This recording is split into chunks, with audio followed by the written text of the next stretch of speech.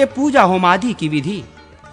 अग्निदेव कहते हैं, मुनीश्वर, निम्नांकित मंत्र का उच्चारण करते हुए साधक याग मंडप में प्रवेश करें और सजावट से यज्ञ के स्थान की शोभा बढ़ावे तथा निम्नांकित श्लोक पढ़कर भगवान को नमस्कार करें।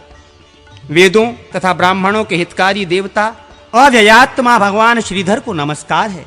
ऋग्वेद, यजुर्वेद और सामवेद आपके स्वरूप हैं, शब्द मात्र आपके शरीर हैं। आप भगवान विष्णु को नमस्कार है। सायंकाल सर्वत्र भद्रादि मंडल की रचना करके यजन पूजन संबंधी द्रव्यों का संग्रह करें। हाथ पैर धो लें। सब सामग्री को यथास्थान जांचाकर हाथ में अर्घ लेकर मनुष्य उसके जल से अपने मस्तक को सींचे। फिर द्वार देश आदि में भी जल छिड़कें। तदनंतर द्वार याग द्वारस्थ देवताओं का पूजन आरंभ करें। पहले तोरणेश्वरों की भली भांति पूजा करें। पूर्वादि दिशाओं के क्रम से अश्वत्थ, उदुम्बर, वट तथा पाकर ये वृक्ष पूजनीय हैं। इनके सिवा पूर्व दिशा में ऋग्वेद इंद्र तथा शोभन की, दक्षिण में यजुर्वेद यम तथा सुभद्र की, पश्चिम में सामवेद वरुण तथा सुधन्वा की और उत्तर में अथर्ववेद सोम एवं सुहोत्र की अर्चना करें। तोरण फाटक के भीतर पताकाएं फहराई जाएं। दो दो कलश स्थापित हों और कुमुद आदि दिग्गजों का पूजन हो। प्रत्येक दरवाजे पर दो दो द्वारपालों की, उनके नाम मंत्र से ही पूजा की जाए।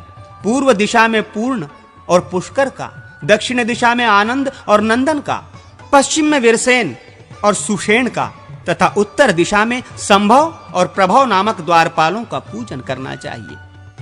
अस्त्र मंत्र फट्ट के उच्चारण पूर्वक फूल बिखेर कर विघ्नों का अपसारण करने के पश्चात मंडप के भीतर प्रवेश करें। भूत शुद्धि, न्यास और मुद्रा करके शिखा वशट के अंत में फट जोड़कर उसका जप करते हुए संपूर्ण दिशाओं में सरसों छींटें। इसके बाद वासुदेव मंत्र से गोमूत्र, संकर्षण मंत्र से गोमय, प्रद्युम्न मंत्र से गोदुग्ध, अनिरुद्ध मंत्र से दही और नारायण मंत्र से धृत लेकर सबको धृत पात्र में एकत्र करें। अन्य वस्तुओं का भाग घी से अधिक होना चाहिए। इन सब के मिलने से जो वस्तु तैयार होती है उसे पंचगव्य कहा गया है। पंचगव्य 1, 2 या 3 बार अलग अलग बनावें। इनमें से एक तो मंडप तथा वहां की वस्तुओं का प्रोक्षण करने के लिए, दूसरा प्राशन के लिए और तीसरा स्नान के उपयोग में आता है। 10 कलशों की स्थापना करके उनमें इंद्रादि लोकपालों की पूजा करें। पूजन करके उन्हें श्रीहरि की आज्ञा सुनावें। लोकपालगण आपको इस यज्ञ की रक्षा के लिए श्रीहरि की आज्ञा से यहां सदा स्थित रहना चाहिए। याग द्रव्य आदि की रक्षा की व्यवस्था करके विकिर, विघ्न निवारण के लिए सबोर छींटे जाने वाले सरसप आदि द्रव्यों को बिखेरें। 7 बार अस्त्र संबंधी मूल मंत्र अस्त्राय फट का जप करते हुए ही उक्त वस्तुओं को सबोर बिखेरना चाहिए। फिर उसी तरह अस्त्र मंत्र का जप करके कुश कूच ले आवें। उन्हें ईशान कोण में रखकर उन्हीं के ऊपर कलश और वर्धनी को स्थापित करें। कलश में श्रीहरि का श्रांग पूजन करके वर्धनी में अस्त्र की अर्चना करें।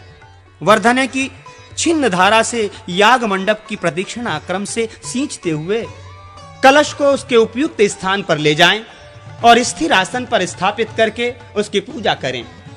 कलश के भीतर पंचरत्न डालें, उसके ऊपर वस्त्र लपेटें, फिर उस पर गंध आदि उपचारों द्वारा श्री हरि का पूजन करें। वर्धनी में भी सोने का टुकड़ा डालें। उसके बाद उस पर अस्त्र की पूजा करके उसके वाम भाग में पास ही वास्तु लक्ष्मी तथा भुविनायक की अर्चना करें। संक्रांति आदि के समय इसी प्रकार श्री विष्णु के स्नान अभिषेक की व्यवस्था करें। मंडप के कोणों दिशाओं में कुल मिलाकर 8 और मध्य में 1, इस प्रकार 9 पूर्ण कलशों को, जिनमें छिद्र न हो, स्थापित करके उनमें पाद्य, अर्ध, आचमनीय तथा पंचगव्य डालें। पूर्व आदि के कलशों में उक्त वस्तुएं डालनी चाहिए। अग्निकोण आदि के कलशों में उक्त वस्तुओं के अतिरिक्त पंचामृत युक्त जल अधिक डालने का विधान है। पाद्य की अंगभूता 4 वस्तुएं हैं: दही, दूध, मधु और गरम जल। किन्हीं के मत में कमल, श्यामक, तिन्नी का चावल, दुर्बादल और विष्णु क्रांता औषधि, इन 4 वस्तुओं से युक्त जल पाद्य कहलाता है। इसी तरह अर्ध के भी 8 अंग कहे गए हैं: जौ, गंध, फल, अक्षत, कुश, सरसों, फूल और तिल। इन 8 द्रव्यों का अर्ध के लिए संग्रह करना चाहिए। जाति, जायफल, लवंग और कंगोल युक्त जल का आचमन देना चाहिए। इष्ट देव को मूल मंत्र से पंचामृत द्वारा स्नान करावें। बीच वाले कलश से भगवान के मस्तक पर शुद्ध जल का छींटा दें। कलश से निकले हुए जल एवं कुचाग्र का स्पर्श करें। फिर शुद्ध जल से पाद्य, अर्घ्य और आचमनीय निवेदन करें। तत्पश्चात वस्त्र से भगवान के श्री विग्रह को पोंछकर वस्त्र धारण करावे और वस्त्र के सहित उन्हें मंडल में ले जाएं। वहां भली भांति पूजा करके प्राणायाम पूर्वक कुंड आदि में होम करें। हवन की विधि, दोनों हाथ धोकर कुंडन में या वेदी पर 3 पूर्वार्ध रेखाएं खींचें। ये रेखाएं दक्षिण की ओर से आरंभ करके क्रमशः उत्तर की ओर खींची जाएं। फिर इन्हीं के ऊपर 3 उत्तरार्ध रेखा खींचें। ये भी दाहिने से आरंभ करके क्रमशः बाएं खींची जाएं। तत्पश्चात अर्ध के जल से इन रेखाओं का प्रोक्षण करें और योनि मुद्रा दिखावें। अग्नि का आत्म रूप से चिंतन करके मनुष्य योनिक्त कुंड में उसकी स्थापना करें। इसके बाद दर्भ, श्रुक, श्रुवा आदि के साथ पात्रा साधन करें। बाहुमात्र की परिधियां इंद्रवर्चन, प्रणीता पात्र, प्रोक्षणी पात्र, आज्य स्थाली, घी, 2-2 सेर चावल तथा अधोमुख रुक और सुवत्रा की जोड़ी। प्रणीता एवं प्रोक्षणी में पूर्वार्ध कुश रखें। प्रणीति का को जल से भरकर भगवान का ध्यान पूजन करके उसको अग्नि के पश्चिम अपने आगे आसादित द्रव्यों के मध्य में रखें। प्रोक्षणी को जल से भरकर पूजन के पश्चात दाहिने रखें। आग पर चरु को चढ़ाकर पकावें और अग्नि से दक्षिण दिशा में ब्रह्मा जी की स्थापना करें। कुंड या वेदी के चारों ओर पूर्वादि दिशा में कुश बहिर्ष बिछाकर परधियों को स्थापित कर दें। तदनंतर गर्भानादि संस्कार के द्वारा अग्नि का वैश्वीकरण करें। गर्भाधान, पुंसवन, सीमांतोन्नयन, जाति कर्म, नामकरण आदि समावर्तनांत संस्कार करके प्रत्येक कर्म के लिए 8-8 आहुतियां दें तथा श्रुवायुक्त श्रुक के द्वारा पूर्णाहुति प्रदान करें। कुंड के भीतर ऋतुस्वाता लक्ष्मी का ध्यान करके हवन करें। कुंड के भीतर जो लक्ष्मी है उन्हें कुंड लक्ष्मी कहा गया है। वे ही त्रिगुणात्मिकता प्रकृति हैं। वे संपूर्ण भूतों की तथा विद्या एवं मंत्र समुदाय की योनि है। परमात्म स्वरूप अग्निदेव मोक्ष के कारण एवं मुक्तिदाता है।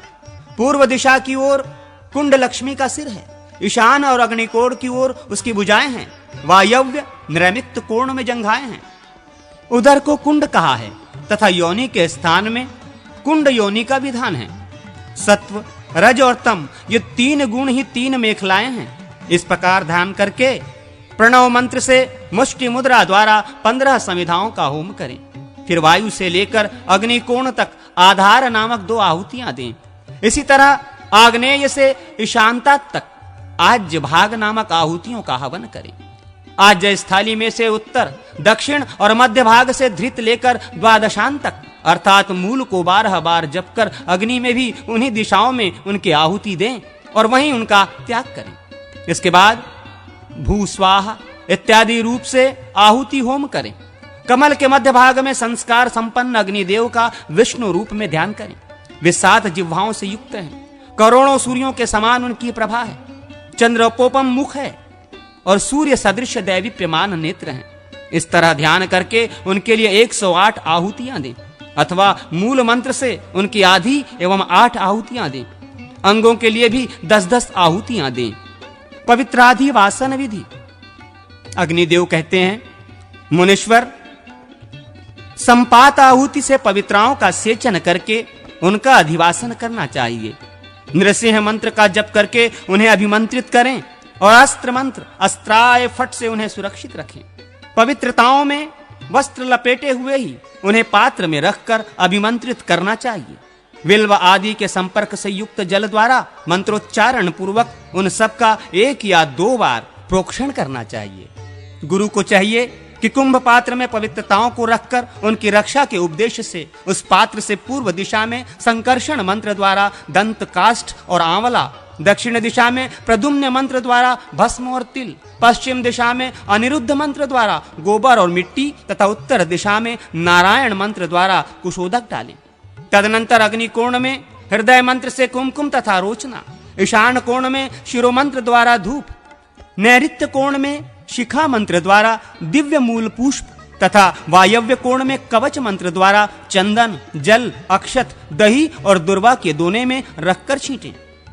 मंडप को त्रिसूत्र से आवेशिष्ट करके पुनः सब ओर सरसों बिखेरें। देवताओं के जिस क्रम से पूजा की गई हो उसी क्रम से उनके लिए अपने अपने नाम मंत्रों से गंध पवित्रक देना चाहिए। द्वारपाल आदि को नाम मंत्रों से ही गंधप पवित्रक अर्पित करें। इसी क्रम से कुंभ में भगवान विष्णु को संबोधित करके पवित्रक दें। हे देव, ये आप भगवान विष्णु के ही तेज से उत्पन्न रमणीय तथा सर्वपातक नाशक पवित्रक हैं। ये संपूर्ण मनोरथों को देने वाला है।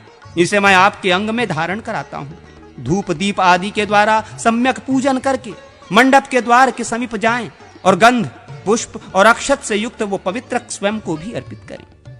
अपने को अर्पण करते समय इस प्रकार कहें, ये पवित्रक भगवान विष्णु का तेज है और बड़े बड़े पातकों का नाश करने वाला है। मैं धर्म, अर्थ और काम की सिद्धि के लिए इसे अपने अंग में धारण करता हूं। आसन पर भगवान श्री हरि के परिवार आदि को एवं गुरु को पवित्रक दें। गंध, पुष्प और अक्षत आदि से भगवान श्री हरि की पूजा करके गंध पुष्प आदि से पूजित पवित्रक श्री हरि को अर्पित करें। उस समय विष्णु तेजो भवम इत्यादि मूल मंत्र का उच्चारण करें। तदनंतर अग्नि में अधिष्ठाता रूप से स्थित भगवान विष्णु को पवित्रक अर्पित करके उन परमेश्वर से यूं प्रार्थना करें, केशव, आपका श्री विग्रह क्षीरसागर में महानाग अनंत की शैया पर शयन करने वाला है। मैं प्रातः काल आपकी पूजा करूंगा, आप मेरे समीप पधारिए।